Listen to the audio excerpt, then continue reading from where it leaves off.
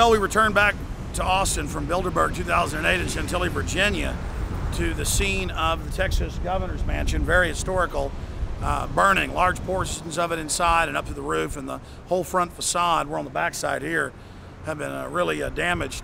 The media is reporting fires upstairs, fires downstairs that started on the front entry doors. Very, very suspicious, because I've been down here at many protests, many demonstrations. I've come down here just to shoot video for films like Endgame, when Governor Perry went to Bilderberg, of the facade of the building, and we've had them run across the street and ask why we're videotaping. I've been at the back gate for 2 minutes taping and had state police come over and say, why are we there? We've been driving by before shooting video for a drive-by, you know, for that pan shot, and had them run out in the street and stop us. Some trees have as many as 4 cameras in them alone, videotaping every area. But instead, we've had this fire. More than a day has passed. They haven't released any footage. They say they know it's arson, but there's normally a big wrought iron fence with spikes on it. Now they have an added fence, construction fence around that. So how did somebody get in around the security? You've got more state police based in the Capitol Police across the street from the state police. You got the sheriff's department right here in Travis County right behind. There's just police cars and law enforcement everywhere. You can come up here at 1, 2, 3, 4, 5 in the morning. There are police cars, state police cars, feds, everything down here. Sheriff's department swarming this area. But between 15 and 20 minutes is what it took after a gentleman who'd been down at the bar seeing some music, came up with his wife and saw it burning, who we're going to interview later. I mean, just amazing, very, very suspicious. You know why?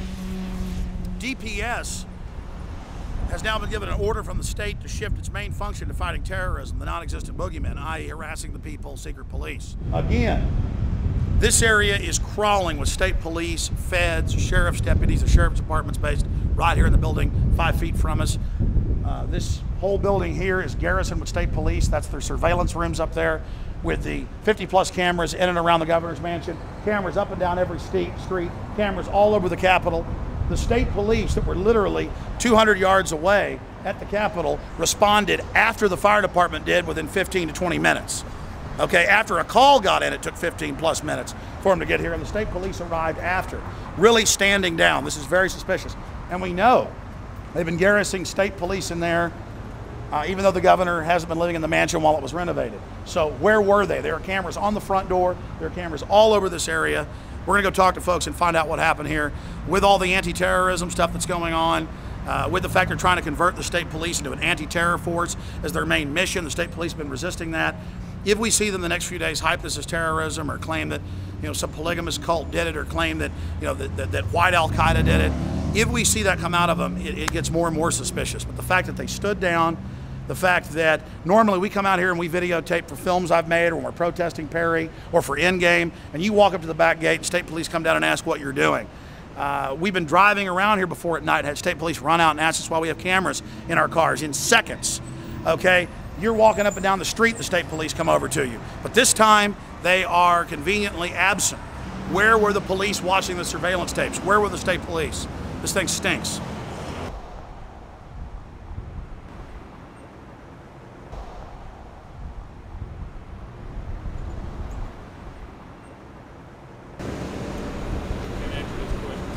Just conveniently, everybody was gone that day. And then it took 18 minutes for people to get here. That ought to be good for DPS and their new mission of fighting terrorism, which means fighting the American people. Very suspicious. Very suspicious.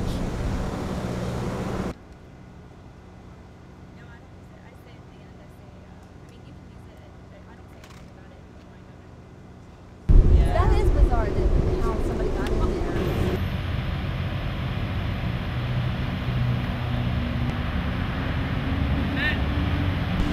My name is Kenny Lane. I've been an Alex Jones listener for about 3 years now, and my personal opinion about this whole thing is that it stinks to high heaven. I personally think that Alex Jones had been off at the Bilderberg, investigating the Bilderberg meeting up in Virginia, and just ironically, right as he returns from the Bilderberg meeting Sunday morning, this happens.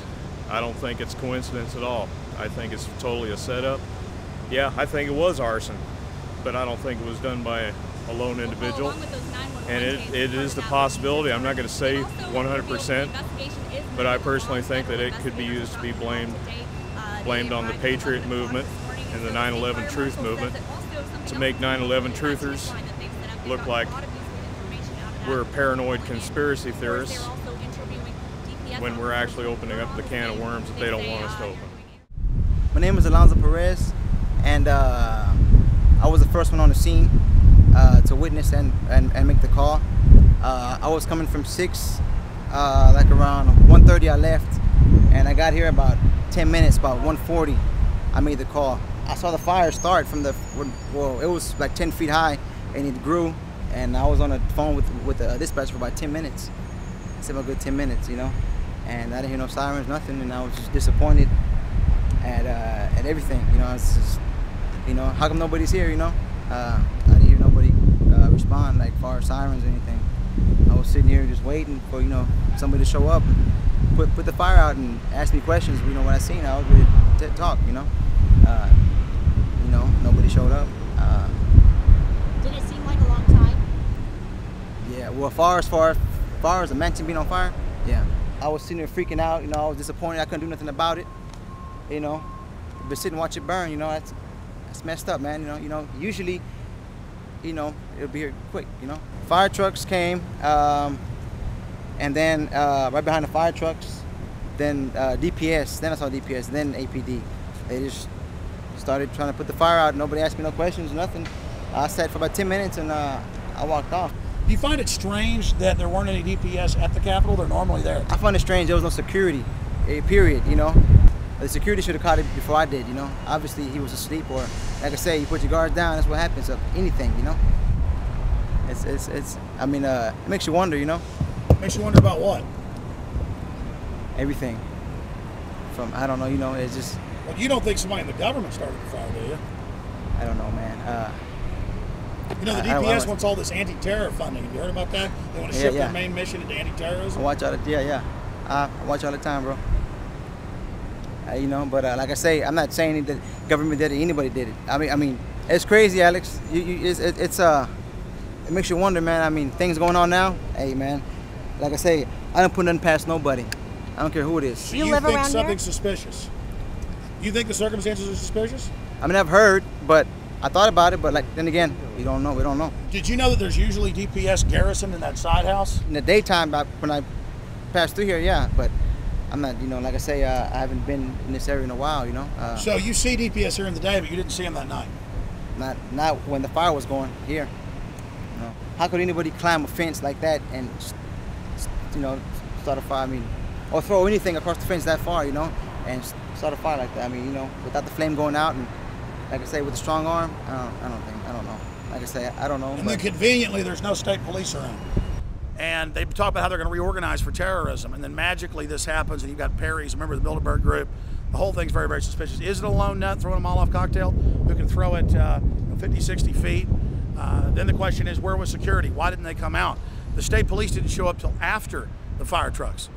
This whole thing just amazingly suspicious and stinks to high heaven. We're not saying the state police are involved. We're not saying that the low-level guys out here that we're going to talk to are involved. We're saying higher-ups need to be looked at first, because over and over again it ends up being government that does this. And we're going to find out in the next few days if they hype this and say it's terrorist, or say it's anarchist, or say it's, you know, the polygamist, or God knows what, because they kept saying they're worried about terrorism with them. Then this thing really, really stinks to high heaven. Or was it a lone nut, or some lone psychiatric patient in government care? Or will they blame some lone nut? The point is, as usual, security's not there that day when they're here 24 hours a day. As usual, the cameras and surveillance don't do anything. When there are people across the street at the Capitol watching all these surveillance cameras, they're inside that little house.